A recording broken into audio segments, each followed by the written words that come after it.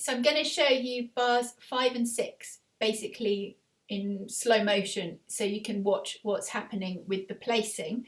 So just notice that before the third finger plays with the right hand, the thumb places on the next door string.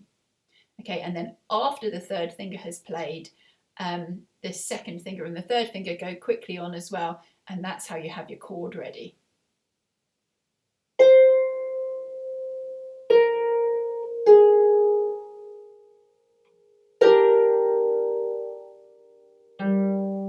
I'll show you again.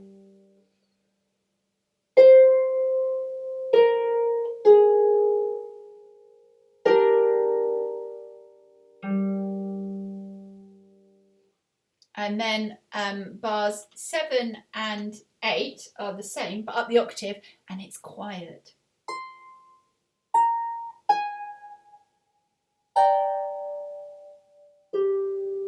So if I now play you 5 to 8,